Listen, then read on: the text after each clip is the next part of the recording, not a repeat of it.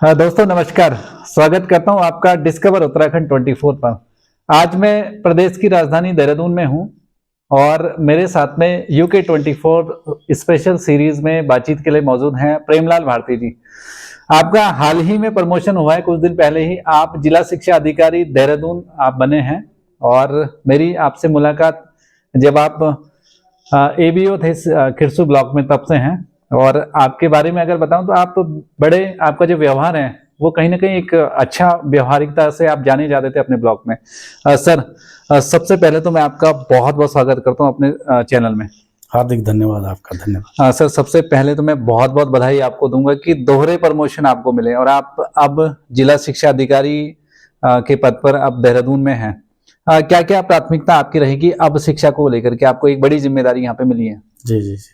सबसे पहले तो मैं विभाग का और माननीय मंत्री जी का, अपने जो शिक्षा मंत्री जी हैं उनका आभार प्रकट करना चाहूँगा सर, कि उन्होंने मुझे ये जिम्मेदारी निभाने के लिए मुझे उन पर विश्वास किया है। उसके लिए मैं उनका हार्दिक धन्यवाद आभार प्रकट करता हूँ। और जिस उद्देश्य के लिए या जिस भावना से उन्होंने मुझे ये जिम्मेदारी दी है, मैं पूरा मेरा प्रयास होगा कि मैं उनके उसको पूर्ण कर सकूँ अपने उससे। जी। अब जनपद की शिक्षा व्यवस्था अभी तो सर मुझे 10 ही दिन हो रहे हैं, 10-12 दिन, पर मैंने देखा सर कि यहाँ पर कई हमारे स्कूलों में मानक से अधिक टीचर हैं और जूनियर में विषय अनुसार नहीं है। मैंने मानक से अधिक और असंगत विषयों में शिक्षक यहाँ पर कार्य, तो मैं पहली प्राथमिकता ये है कि हर स्कूल में 2 टीचर हों कम से कम, और जूनियर में विषयवार शिक्षक हों, तो हमारे बच्चों को उसका लाभ मिलेगा। जो फर्स्ट प्रायोरिटी हमारी यही है सर कि हम स्कूलों में सही शिक्षकों की प्रॉपर नियुक्ति करें। जी। दूसरी प्राथमिकता है सर कि हमारे शिक्षक संगठन में बार बार मुझसे मिल रहे हैं कि उनकी पदोन्नतियाँ थोड़ा कुछ विलम्ब के कारण रुकी हुई हैं। अब हमने उनको भी लगभग फाइनल कर दिया है और नेक्स्ट वीक या 10-15 दिन में हम प्राइमरी हेड, जूनियर हेड और जूनियर के सहायक की हम पदोन्नति लिस्ट निकालने वाले हैं जी 10-15 दिन में। सर, जब मेरी आपसे मुलाकात हुई थी, आप खिरसू में थे, उप शिक्षा अधिकारी के पद पे आप कार्यरत थे। उसके बाद आप ट्रांसफर होकर देहरादून में आए और देहरादून का रायपुर ब्लॉक में आप उसी पद पे फिर से यहाँ ट्रांसफर हुए। वहाँ पे कुछ टाइम जो आपका रहा वो एक उप शिक्षा अधिकारी के तौर पे भी आप रायपुर में रहे।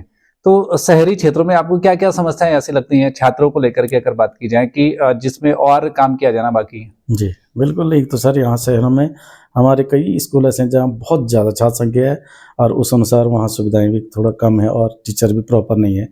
तो ज़्यादा सबसे पहले जहाँ बहुत ज़्यादा छात्र संख्या है वहाँ टीचर हम प्रोवाइड कराने चाह रहे हैं कि वहाँ प्रॉपर बच्चे को शिक्षा मिले। और दूसरा, जितने भी यहाँ पर पहाड़ों में मैदान में अंतर ये है कि इस जो हमारे पहाड़ी क्षेत्र में वहाँ छात्र संख्या घना तो कम है। यहाँ हर स्कूल में जब आप जाएंगे शहरों में तो 200-300 बच्चे भी मिलेंगे, 400-400 बच्चे हैं कई विद्यालयों में। जी। तो उन बच्चों के लिए हमने जो निपुण भारत के अंतर्गत जो हमारा सपना है हर बच्चे को भाषा और गणित में निपुण बनाना, उसके लिए हम पूरी युद्ध स्तर पर तैयारी कर रहे हैं। जी।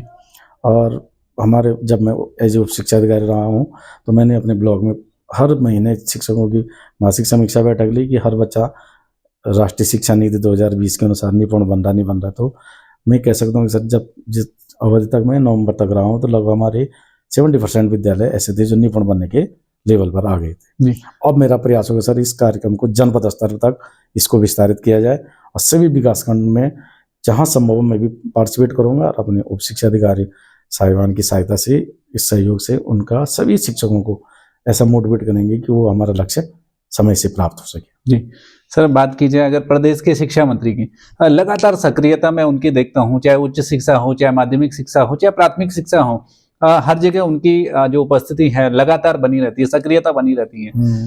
अगर बात करें देहरादून जनपद की, क्योंकि अपनी विधानसभा में तो लगातार वो सक्रिय रहते हैं और कई दुर्गम इलाकों में भी जो उन्होंने शिक्षा को लेकर के किया, उसमें कोई दो राय नहीं कि बहुत अच्छा काम किया गया उनके द्वारा। देहरादून की अगर बात करें तो देहरादून में किस तरह से रिस्पॉन्स आपको मिलता है उनकी तरफ से? सर देहरादून नहीं और पूरे प्रदेश के लिए सब अच्छा काम कर रहे हैं, पर जहाँ क्योंकि मानव संसाधन भी आवश्यकता ज़्यादा है जी। तो उन्होंने पहली प्राथमिकता दी कि देहरादून में सभी अधिकारी होने चाहिए। यहाँ काफ़ी हमारे वो हैं, तो उन्होंने उस हिसाब से पूरे जनपद के साथ यहाँ थोड़ा एक्स्ट्रा प्रयास करते हैं कि यहाँ पर संसाधन भी सुलभ हों सभी विद्यालयों में। तो उन्होंने सर हमारे लगातार हमसे हर चीज़ को पूछ रहे हैं कि किस बात में कमी है बताओ, हम पूरा करेंगे हर स्कूल में जो भी बेसिक नीड है स्कूल की। तो उनका निरंतर सर हमको मार्गदर्शन मिल रहा है। उसके अनुसार मुझे लग रहा है जैसा उन्होंने कहा कि हर स्कूल में हम जल्दी सभी बेसिक जो सुविधाएं हैं वो हम उपलब्ध करा देंगे। चलिए सर, आप को मैं बहुत बहुत शुभकामनाएं दूंगा, दिल से आपको शुभकामनाएं दूंगा कि आज स्पेशल टाइम जो है मैंने आपके लिए इसलिए निकाला कि मुझे बहुत खुशी हुई कि आप एक जिला शिक्षा अधिकारी के पद पे पदोन्नत होकर के यहाँ पे आए हैं। बहुत बहुत शुभकामनाएं सर आपको। धन्यवाद। अब आप तो हमारे मित्र हैं पुराने पौड़ी से, तो इसलिए मुझे आपसे तो ऐसा अपने भाई से जैसा कि जी। कोई बाहरी बात नहीं। आपने आप हमारे परम मित्र रहे हैं जी। और आप लोगों के साथ हम 7-8 साल पौड़ी में काम किया है, जी। वो इसी दोस्ती है। आपकी मित्रता पुरानी, तो आप आए हैं इसके लिए बहुत बहुत धन्यवाद। नहीं हाँ सर, जी, जी, आपने मैं दिल से कह सकता हूँ आप सर, और मुझे इस बात को कहने में नहीं, जो व्यवहार आपने रखा, जैसे मैंने स्टार्टिंग में भी किया कि मुझे टीचर्स के थ्रू फीडबैक मिलते हैं, और मैं जितने भी पूरे प्रदेश भर में बीओज रहे हैं, एबीओज रहे हैं, मैं सबका फीडबैक लेता हूँ। तो सबसे अच्छा अगर फीडबैक मेरे पास आया है एक व्यवहारिकता को लेकर के, वो आपका ही आया, इसलिए मैं आपसे मुलाकात के लिए कोटद्वार से यहाँ पे आया। बहुत बहुत बधाई सर। धन्यवाद धन्यवाद। ठीक है मान जी, थैंक यू।